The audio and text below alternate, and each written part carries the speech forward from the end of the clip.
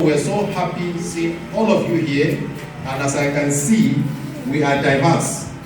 And that is why when the MC was saying that we should sit together, I think that is very important. That's the beginning of having the interaction. Africa, like you hear the name, we believe that there's a need for us to care for the total man. And that is why we're here. We just want to help you understand, how do you know yourself? How do you know your neighbor? And how do you bring this, your knowledge of each other, to be a common ground for us to have peace? One of the things that I love about this gathering is the fact that we have mothers. What we wanted to see are youths from the communities that will come to listen to this. But if we can have mothers that can be able to speak to their children, then this is beautiful for us, right? And I'm so happy to have seen each and every one of you seated in this gathering. So the purpose of this workshop is to implement the strength-based approach of positive peace. Mun san dai peace shine zaman lafiya ko? To menene positive din nan? Zaman lafiya na ƙwarai, that is what we mean by positive peace. This positive peace that we are trying to implement, it is to ensure cultural understanding between community members. Akwai abin da muke kira positive peace pillars, wanda the Institute for Economics and Peace suka sa don ya guide now. The continued programming the positive peace da muke son mu yi, it is to be achieved through the identification of community strength. Wani irin program ne za mu iya zuwa da shi a cikin wannan wanda za mu iya mu yi da zai taimaka mu zaman lafiya? Shine abin da ya sa muka taru a nan. We want good relations with our neighbors. How can I go to the market and live with my neighbor in good relationship? Abin da positive peace yake kallo mana kenan. Acceptance of the rights of others. We want to be able to sit in this community and then idan duk abin da muka yi ba za a ce a'a, no, you do not have the right to speak in this gathering. Kowannen mu yana da right within the community, so that whatever we do, we will be seen as people that are being respected. We are thinking about having a sound business environment. It means that mutane za su zo cikin community su yi business ke. An kuma kaga idan business ya zo akwai ci gaba kenan a community. Kuma akwai zaman lafiya gari ya yi kyau kenan. Yanzu mu a unguwar doki wani efforts ne muke making saboda wannan zaman lafiya ta ci gaba tsakaninmu wanda babu bare. There is no Christian, there is no Muslim, but there is a community, people that have agreed to stay together. This is the reason why Africa Peace Initiative is coming with this initiative. Now, community engagement on peace building. Idan da ba zaman lafiya wannan makarantar zai zaunu, but somebody saw the need to come into the community and start a school, and our children are having education. This is what we want, right? And we want more people to come and invest in this community for the progress of this community. I've had interactions with some youth in the past where some of those guys that are on the street told me that damuwarsu shine ba su yi makaranta ba su da ilimi. Inda sun samu makaranta ko da na dare ne za su so su dinga zuwa. Do we think that there is need for school in Rahwol Kanang to be developed for such people? Alright. Ni a gani na yana da kyau kamar in aka samu makarantar, those parents that are less privileged za ku iya kai ƴaƴayenku makaranta. Bayan haka kuma idan aka koyar da yara, mu mata mu tsaya a gida mu ga cewa mun sa yaran mu su yi abu mai kyau, domin tarbiyya yana fara daga gida.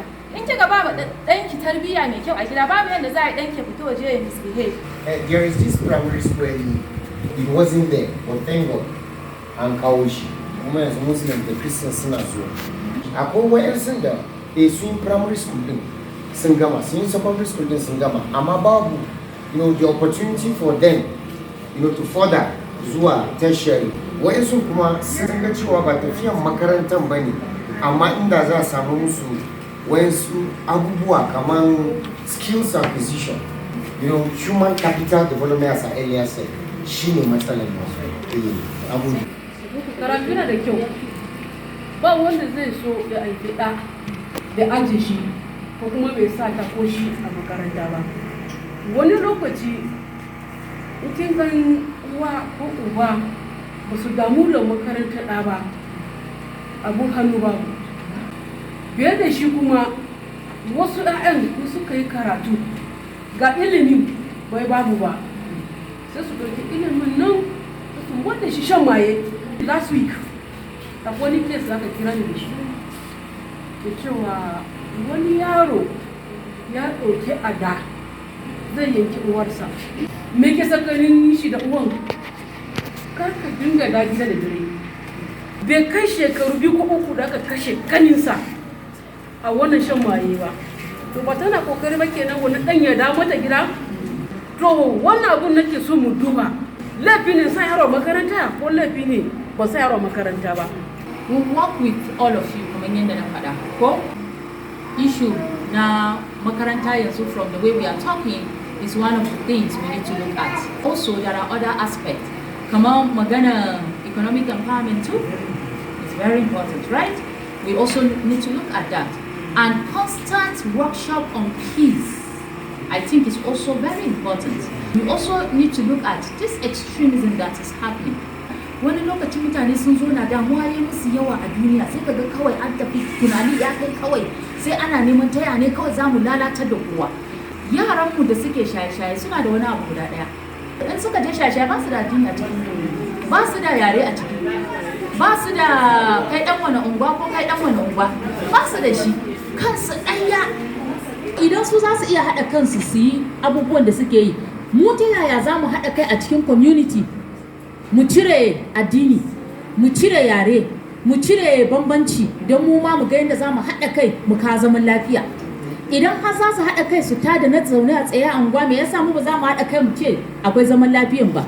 Idan kuma za mu iya mu ji tausayin su mu ga me ke faruwa sai mu jawo su kusa.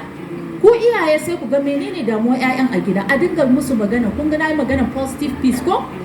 Positive peace shi yana duba komai a cikin positivity. Mu dinga lura a hanyar da zamu yi ma junanmu magana cikin adalci, cikin tausayi, cikin ƙauna.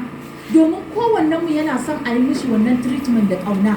Mun gane ko? To abin da mu muke son kenan a aci. Mu mutane ne na Rahwol Kanang da muka cuza mu zauna lafiya da junanmu ko? Thank you so much. Let us interact. Shine mu ji daga junanmu menene zai kawo mana wannan ci gaba na zaman lafiya.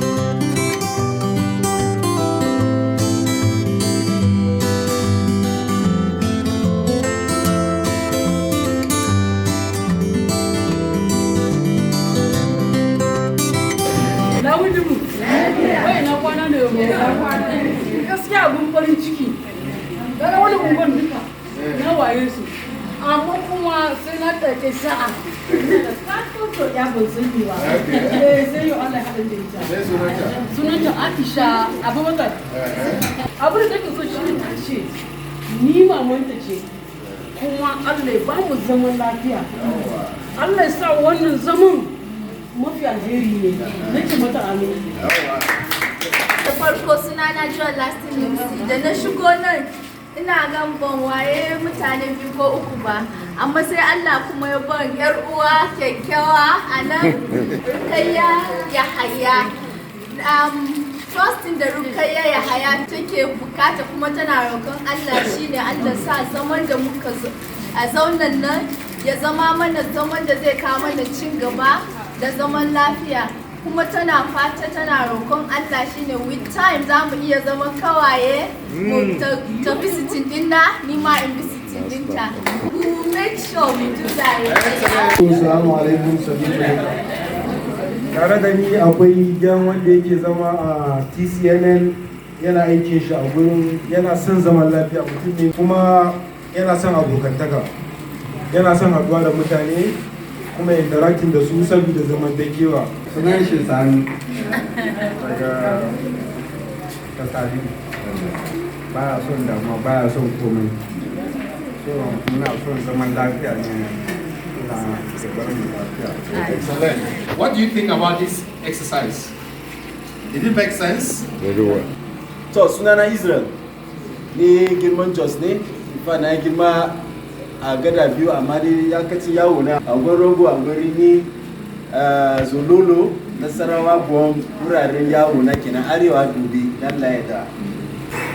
Zaman lafiya handset din nan yana taimakawa ko yana kai mana damuwa. Technology na da kyau, ICT na da kyau, amma dai hanya da muke amfani da shi shine zai ga ko zai za mu samu cin gaba ko kuma baya. Idan abu ya faru mu iyayen mata da kuma youth suna nan kamin mu postin nashi a internet ko a Facebook ko a WhatsApp ko mu kira mu tabbata abin da za mu postin ba zai zama abin da zai tayar da hankali kuma bane. Duka mu peace ambassador ne a hanyoyi daban-daban, ba wai sai kawai duk kowa ya sai ana ina magana ba. A gidajenmu inda muke magana da yaranmu da yanwananmu da mutane suke zama da mu, hanyoyi da zama mu building peace kenan a angoninmu. Gaskiya na gode ga yace mu a nan, gode, thank you. So da Allah ne akwai mai tambaya zai iya tambaya. Gaskiya kan mun ji daɗi sosai, ko mu ma ɗin da an ce mu zo nan ai bara mu zo ba.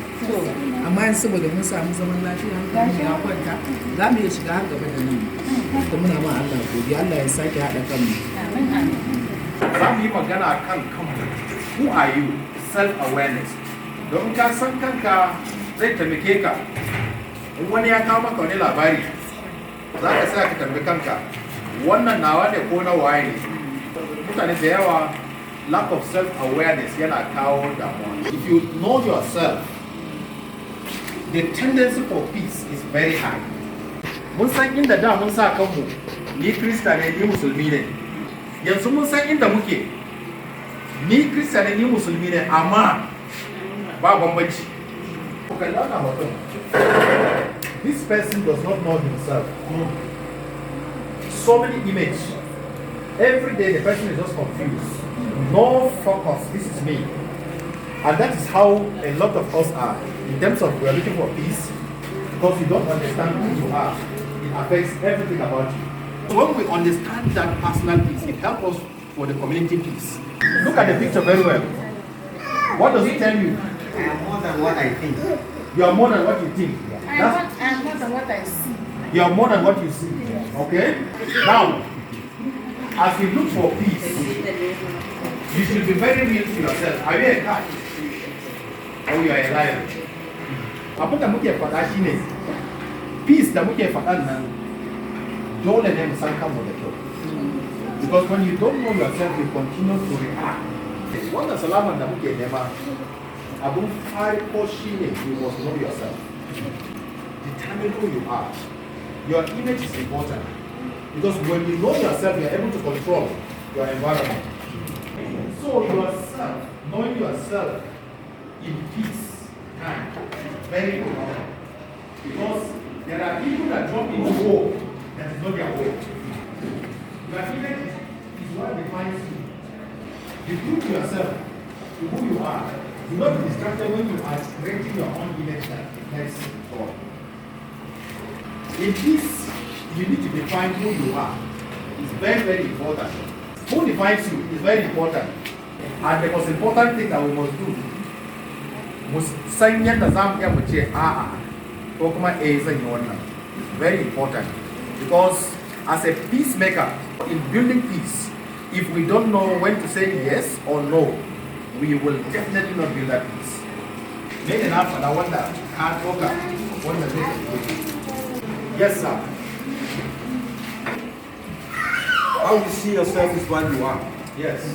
Very important. You can choose the image which you carry. Excellent. Idan na ce ya kasance mai kyau. In na ce a'a ya kasance a'a. Kar in zo ina yin biyu. Na ce nan na je na ce a'a. That's good. Thank you.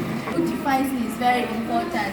And secondly, seeing myself or seeing ourselves as a people first before tribes, religion, and others. Excellent. O God of creation, direct our noble course, guide our leaders right, help our youth the truth to know, in love and honesty to grow, and living just and true. Great lofty heights attain, to build a nation where peace and justice shall reign.